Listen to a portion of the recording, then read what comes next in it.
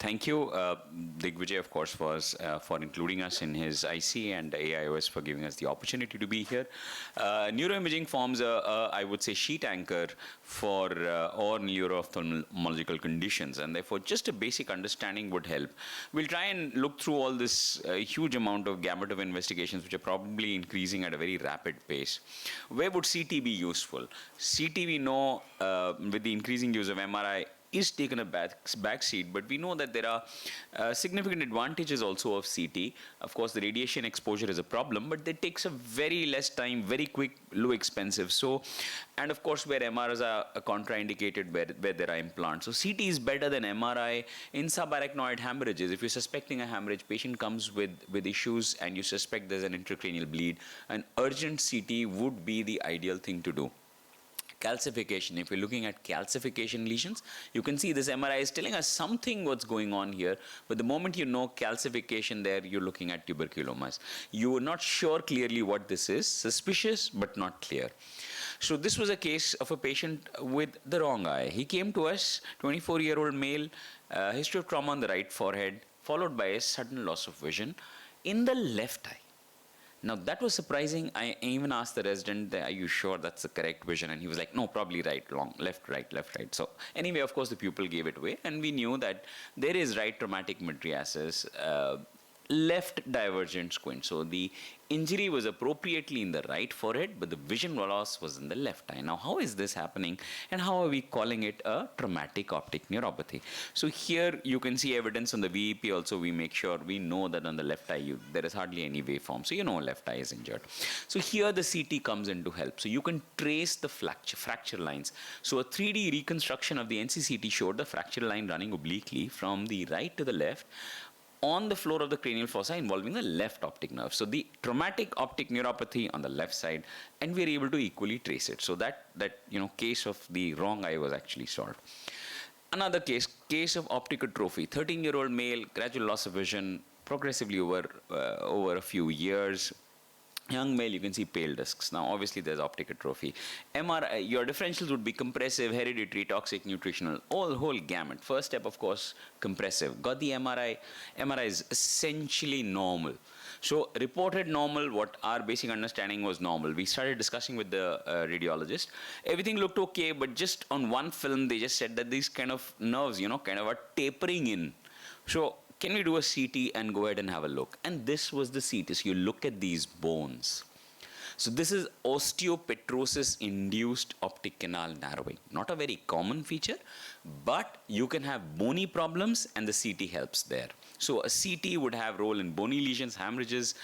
A quick, if you want to, a low-cost evaluation to rule out a gross space-occupying lesion, calcification, cysticercosis. So cysticercosis, of course, you can get it on the ultrasound, also on the orbit, but of course, intracranial cysticercosis. An MRI is better than a CT if you're looking at brainstem lesions. Small brainstem lesions will get missed on a CT. Meningeal dural inflammations. Meningeal inflammations will nicely pick up on a contrast-enhanced MR. Cavernous sinus lesions, very difficult on a CT. Anywhere there is a bone around or close, you're going to have artifacts and you're not going to be able to make. So when you're looking at the vault, CT, when you're looking at things inside, MR. And aneurysm. So a CT will obviously miss an aneurysm unless it has calcified walls or something. So aneurysms. So a 26-year-old female presented with sudden loss of vision in one eye, left eye vision affected, right eye normal, left RAPD, left papillitis. Do we image, and what would we want to image for? So the importance to remember now is that if you think optic neuritis, every patient must be imaged. It's almost a rule now. You learn so much by an MRI that it's really now mandatory to image all patients whom you suspect to be optic neuritis.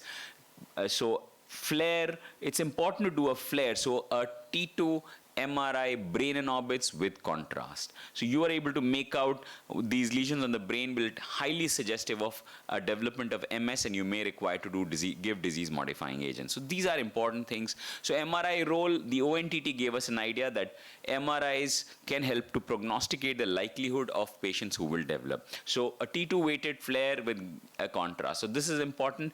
Like I said, all patients, but mandatory if there is any doubt, cost things, recurrent, keen to know about prognosis, history of other neurological involvement, atypical, very, very important, extremely important, because NMO MOG is increasingly a component that is presenting, and you are able to get a good idea or at least a suggestion of possible NMO in patients looking at the MRI, and of course in children. This was a patient of disc edema, bilateral disc edema, swollen discs, almost secondary atrophy. We wanted to know whether we want to go in for ONSF or not. Her vision was significantly affected.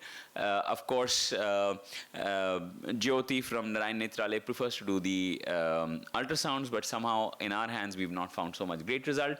So an MRI, you can see this huge cuff of fluid. Of course, the CSF tab will give us the severity of the raised intracranial pressure, but this also gives us an idea how much space I have when I want to go in for ONSF. The VERs were moderately affected, but you can see after surgery ONSF, it improved to 6/18, so definitely a significant improvement. Another disc edema, obese patient, you can see the edema, which is modest. You need to rule out a space-occupying lesion. That's the first step. So if you suspect a space-occupying lesion, you urgently want to know, you could go ahead with a CT, but invariably these patients require an MRI. So therefore an MRI is important. You're thinking of papilledema, an MRV may also be helpful. A unilateral pale disc, NAION was discussed, altitudinal field effects. Will the patient require imaging? Up till now, I would have said no, but recently, a lot of little older patients are presenting with NMO-related problems. So earlier it was clear, above 40, 45, NAION, I don't need to worry about optic neuritis. Very unlikely an MS will present at 45, 50 as the first episode of involving optic nerve.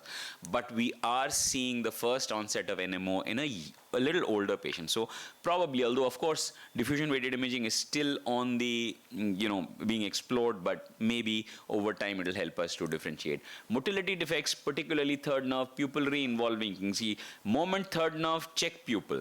Complete third nerve, check pupil, no pupil, don't worry so much. Partial, must still worry because it could be evolving, and imaging becomes extremely important in these cases, an MRI with an MR angiography to look for aneurysms. And finally, a gaze palsy. If you have a gaze palsy, an MRI helps. What I wanted to highlight here, a normal CT done outside, presumed nothing, so we didn't know what to, but looking at his motility, we knew it was a gaze palsy. So MRI, look at the brainstem. So the CT can miss brainstem lesions because they may just screen the upper part and get away with it. Started on ATT, you can see fully recovered. So MRI was the investigation of choice. CT can miss diagnosis in the midbrain, and of course, you need to localize before what you want to do. You need to know where you are looking for and what do you think is there. Then you'll be able to decide whether a CT will help, an MRI will help, or you need to go on beyond this. So thank you for listening. Just want to invite you for the Indian Neuro-Ophthalmology Society on 26th, 27th of November at AIIMS New Delhi, and we hope to see you there for further discussions. Thank you.